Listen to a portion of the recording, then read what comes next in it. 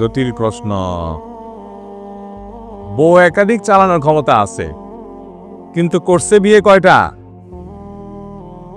গুনাহ হবে কিনা এই প্রশ্ন যদি বাসায় জানতে পারে যে কে করছে,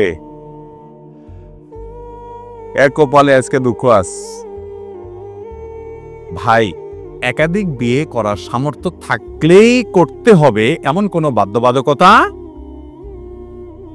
একাধিক বিয়ে করার সামর্থ্য আছে, কিন্তু তিনি ওই সামর্থ্য দিয়ে, দুনিয়াতে অনেক মেয়ে বেকার আছে, তাদের বিয়ে হচ্ছে, অনেক ছেলে অবিবাহিত আছে, অনেক মেয়ে বিবাহিত আছে, তাদের বিয়ে হচ্ছে না। আল্লাহ তাকে সামর্থ্য দিয়েছেন, তার একজন স্ত্রী আছে, চলে আলহামদুলিল্লাহ, তাহলে ওই টাকা দিয়ে তিনি অনেক যুবককে বিয়ে করে দিবেন, অনেক যুবতীর বিয়ে ব্যবস্থা করে দিবেন। এই বুদ্ধিমত্তা আসতে পারে না? বুদ্ধি আসে সব নিজের জন্য। যাক, একাধিক বিয়ে করা মৌলিকভাবে কোনো খারাপ কিছু না, বরং ভালো। যদি কারোর সামর্থ্য থাকে, বিশেষ করে একজন বিধবা বা বিধবা কেন, একজন সাধারণ মেয়েকে আপনি বিয়ে করলেন একাধিক, শরীয়ত সেটাকে জায়েজ রেখেছে। শরীয়ত যেটাকে জায়েজ রেখেছে সেটাকে যদি কেউ খারাপ মনে করে, সে মুসলমান না। সে কি না? মুসলমান না। যে একাধিক বিয়ে করাটাকে খারাপ মনে করে, সে কি না? আল্লাহর বিধানকে যে অস্বীকার করে, সে মুসলমান হতে পারে না। বিধা ভাইরা আমার, একাধিক বিয়ের প্রতি ঘৃণার ভাব থাকলে ঈমান নিয়ে টানাটানি হবে। অনেক মা বোনদের এটা আছে।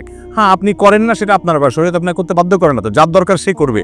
আমি ব্যক্তিগতভাবে অনেক লোককে জানি যে এমন বিয়ে করছে, বউয়ের ফান্দে পড়ছে, এই বউ ছাড়াও যাবে না, রাখা যাবে না, মানে রাখলে তার যে গুনাহ থেকে বাঁচার ব্যাপার সেটা হচ্ছে না, আবার ছাড়াও যাচ্ছে না, এমন ফান্দে পড়ছে, এমন প্রভাবশালীর মেয়ে বিয়ে করছে যে ছাড়লে গর্দান আর শরীরের উপরে থাকবে না, নিচে পড়ে যাবে। তো এখন এই অবস্থায় সে কি করবে? এরকম আরো বহু অপশন আছে।